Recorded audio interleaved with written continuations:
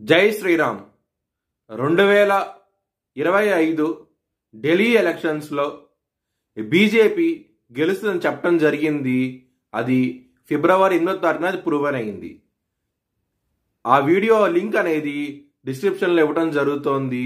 అది నిజమా కాదా అనుకుంటే కనుక మీరు ఆ వీడియో లింక్ ఓపెన్ చేసి చూడండి. 2022 నుంచి 2025 ఫిబ్రవరి వరకు మొత్తం 16 ప్రొడిక్షన్స్ అనేవి ప్రూవన్ అయ్యాయి.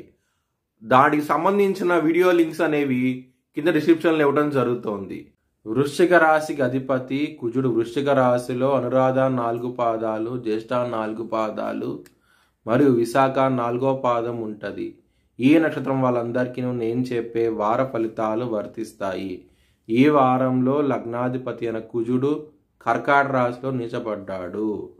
దాని మూలంగా మీకు హెల్త్ పరంగా ఇబ్బంది పడే అవకాశం ఎక్కువగా ఉన్నది. శత్రువులు అధికంగా ఉంటారు. కొంచెం జాగ్రత్తగా ఉండండి.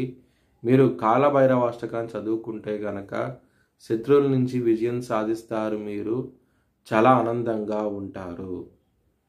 సప్తమంలో గురువు ఉన్నారు కాబట్టి మీకు ఎటువంటి లోటంటూ ఉండదు. మ్యారేజ్ పరంగా మాత్రం ఎవరికైతే వివాహం అవ్వట్లేదో వివాహం కూడా అయ్యే అవకాశాలు ఎక్కువగా ఉన్నాయి. సంతాన పరంగా మీకు అభివృద్ధి అంటూ ఎక్కువగా ఉంటుంది.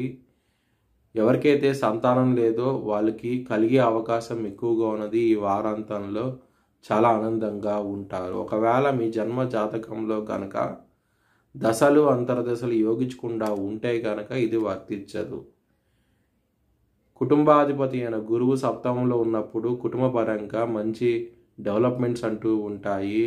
కుటుంబ వ్యక్తుల నుంచి ధనం రావడం జరుగుతుంది. చాలా ఆనందంగా ఉంటారు.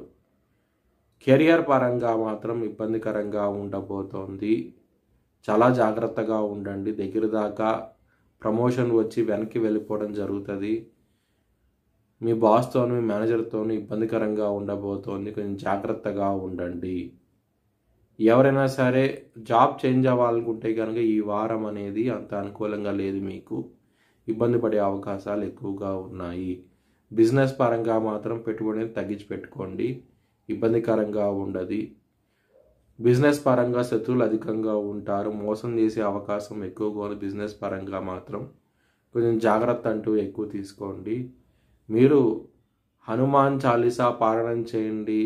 మంచి డెవలప్మెంట్స్ అంటూ ఉంటాయి. మీ భవిష్యత్ వివరాల కోసమై హెచ్ఎల్ఎన్ జ్యోతిష్యాలయాన్ని సంప్రదించండి.